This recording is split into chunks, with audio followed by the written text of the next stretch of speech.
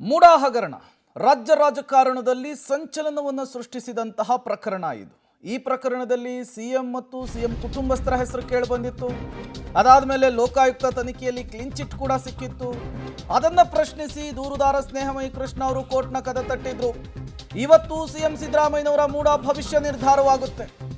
ಇವತ್ತು ಸಲ್ಲಿಕೆ ಆಗುತ್ತಾ ಲೋಕಾಯುಕ್ತ ಅಂತಿಮ ವರದಿ. ರಿಪೋರ್ಟ್ ಸಲ್ಲಿಸಿದ ಬಗ್ಗೆ ಆಕ್ಷೇಪವನ್ನ ದೂರುದಾರ ಸ್ನೇಹಮಯಿ ಕೃಷ್ಣ ಎತ್ತಿದ್ರು. ಮಧ್ಯಂತರ ರಿಪೋರ್ಟ್ ಮೇಲೆ ಆದೇಶವನ್ನು ಕೊಡೋದಾಗಿ ನ್ಯಾಯಾಧೀಶರು ಹೇಳಿದ್ರು. ಈವರೆಗಿನ ತನಿಖೆಯ ಕೇಸ್ ಡೈರಿಯನ್ನ ಮುಚ್ಚಿದ ಲಕೋಟೆಯಲ್ಲಿ ಇವತ್ತು ಕೋರ್ಟ್ಗೆ ಸಬ್ಮಿಟ್ ಮಾಡ್ತಾರೆ ಲೋಕಾಯುಕ್ತ ಪೊಲೀಸರು. ಬಿ ರಿಪೋರ್ಟ್ ವಜಾ ಆಗುತ್ತಾ, ಸ್ವೀಕಾರ ಆಗುತ್ತಾ, ಇದರ ಮೇಲೆ ಸಿಎಂ ಸಿದ್ದರಾಮಯ್ಯನವರ ಭವಿಷ್ಯ ನಿಂತಿದೆ.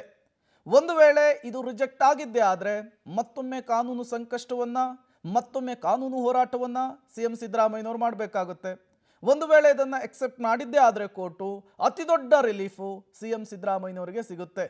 ಈ ಹಿಂದೆ ಕೋರ್ಟ್ ಸೂಚನೆಯ ಮೇರೆಗೆ ಮೈಸೂರು ಲೋಕಾಯುಕ್ತ ಪೊಲೀಸರು ಇನ್ವೆಸ್ಟಿಗೇಷನ್ ನಡೆಸಿದ್ರು. ಡೀಟೇಲ್ಸ್ ಅನ್ನು ಕೊಡೋದಕ್ಕೆ ನಾಗೇಶ್ ದೂರವಾಣಿ ಸಂಪರ್ಕದಲ್ಲಿ ಜಾಯಿನ್ ಆಗಿದ್ದಾರೆ. ನಾಗೇಶ್, ಇವತ್ತು ಲೋಕಾಯುಕ್ತ ಅಂತಿಮ ರಿಪೋರ್ಟ್ ಅನ್ನು ಸಲ್ಲಿಸುತ್ತೆ ಅನ್ನುವಂತಹ ಮಾಹಿತಿ ಕೇವಲ ರಿಪೋರ್ಟ್ ಸಬ್ಮಿಟಿಗಷ್ಟೇ ಇವತ್ತು ಸೀಮಿತವಾಗುತ್ತೋ ಅಥವಾ ಆದೇಶವನ್ನು ಹೊರಡಿಸುವಂತಹ ಚಾನ್ಸಸ್ ಇದೆಯೋ, ಹೇಗೆ ಅಂತ ಹೇಳಿ?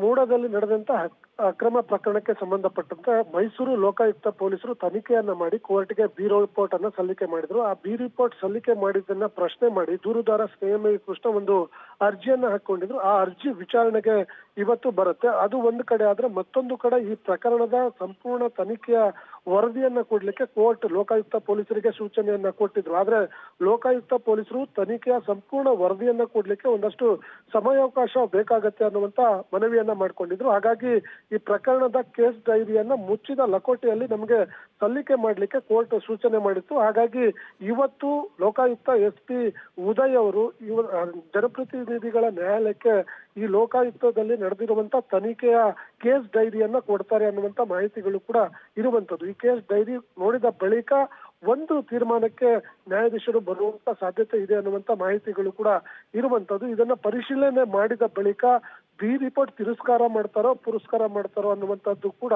ಬಹಳ ಗಮನಕಾರಿ ಆಗಿರುವಂತ ವಿಚಾರ. ಹಾಗಾಗಿ ಇವತ್ತು ಒಂದು ರೀತಿ ಸಿಎಂ ಸಿದ್ದರಾಮಯ್ಯ ಮತ್ತೆ ಅವರ ಪತ್ನಿ ಸೇರಿದಂತೆ 4 ಜನರಿಗೆ ಒಂದು ರೀತಿ ಬಿಗ್ ಡೇ ಆಗಿರುವಂತದ್ದು.